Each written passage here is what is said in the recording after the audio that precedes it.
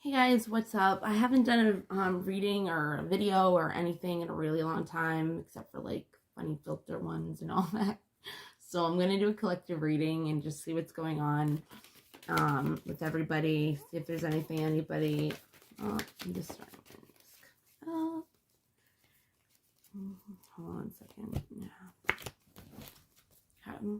I feel like there's a choice that needs to be made, like a decision. And you're trying to use the best discernment that you can.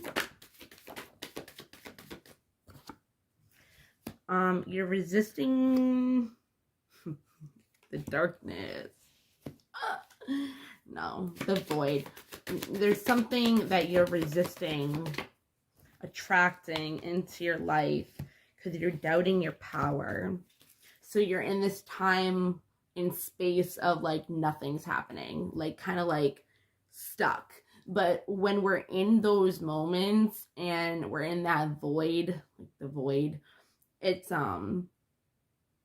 see, like, okay, so like the difference between like the void and the darkness, like I would think like the darkness is like your shadow work, like when you're finding like things out about yourself that you're not very happy with, like that you don't want to face. And because of that, it's resisting you to be able to attract and use your power to not get out of the void, because the void, the dark moon, yeah, the void is good for us, actually. When nothing's going on, it's number one too. When nothing is going on, that's when you have to stop and be with yourself and be in the solitude of things, and that's where you can start attracting in what it is you do want, instead of thinking about everything you don't want, and realizing your power in order to come together into like this spiritual path. But the void is helping you blossom right now. You are learning something from it, and you are protected, or you feel protected already. You're doing this out of your free will. You're making decisions on boundaries. This has something to do with your soul contract as well. Something popped out, but there it is. Yeah. There's something that needs to be released and let go in your life. I think that's what you're resisting, but you're realizing it in your void right now. Whoa.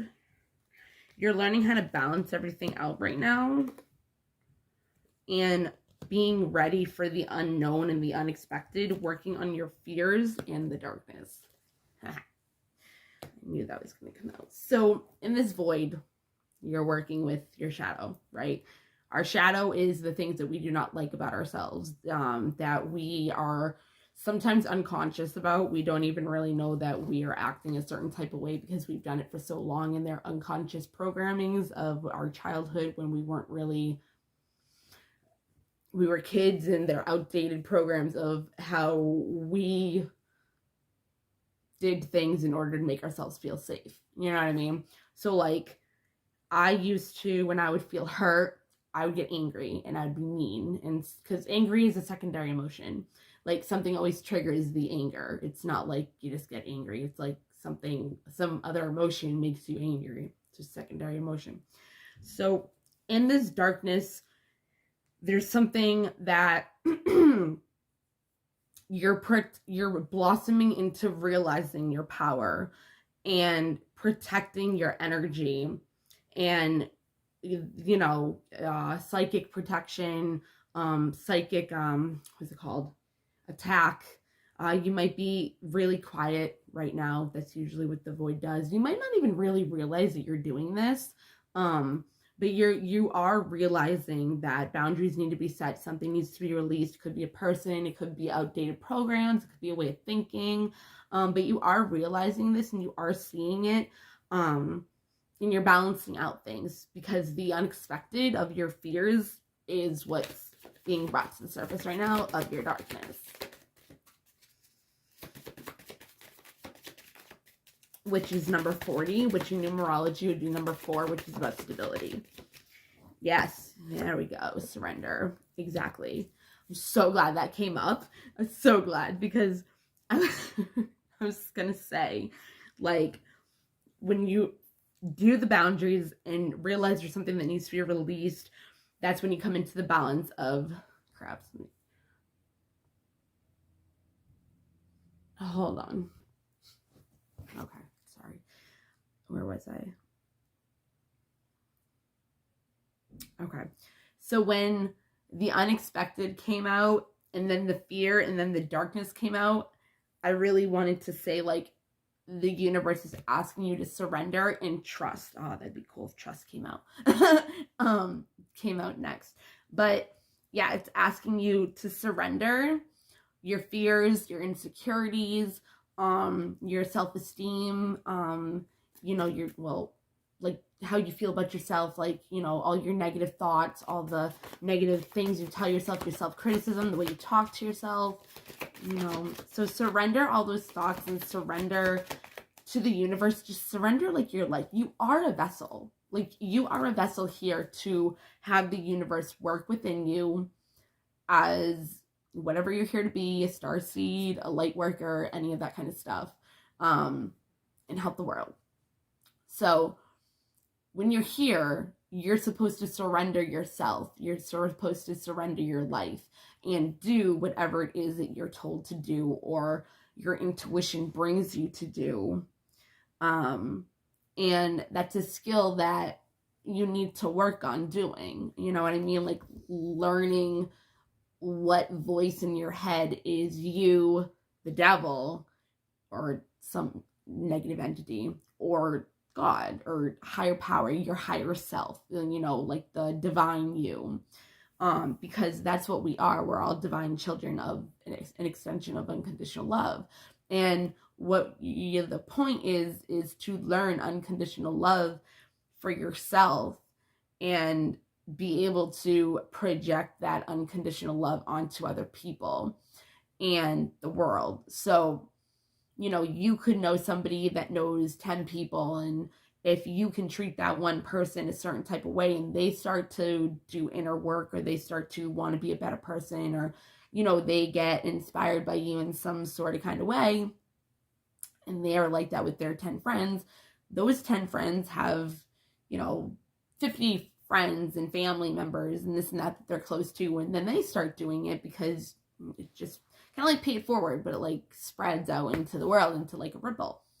So surrendering is pretty much giving God, or a higher self, the universe, source, you, pretty much. And in return, you get a beautiful life, you get everything that you ask for, but it might not be the way that you wanted. It might not be the outcome. And if you try to control the outcome, you're not surrendering. So when you're in your dark, when you're in the dark, okay, here we go. When you're in the darkness, that's when we have to self-reflect. That's when we have to look at ourselves and be like, okay, why do I think this? Why do I act like this? Why do I react like this? Why do I do this, that, and the other thing? So what I do is I listen to my thoughts and I process them, and I try to really figure out what they mean, or where they come from, or if I really do believe that, or if I really do feel that way. And if I don't want to feel that way, how do I want to feel? And how do I want to change that belief? And how do I want to change that energy into something else, which is alchemy, right? It's an art. It's of mastering yourself. You know what I mean? It's like, okay, you decide on how you want to react. You decide on how you want to feel. You decide on how you want to think. You decide everything. You take responsibility for your own life, and that's that. So what happens is, when you self-reflect, that's when you ask yourself, why do I do these patterns? Where did it come from? Is this what I think? Is this healthy for me? Do I want to keep doing this? Like, no, you don't. So it comes into a form of self-mastery. Okay. So What is self-reflection? Or, oh, what I was saying, yeah. No,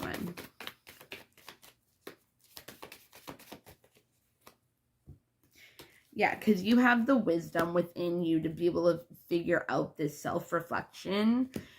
And you have the resilience and the preciseness, to, if that's even a word, to want to keep going, you know?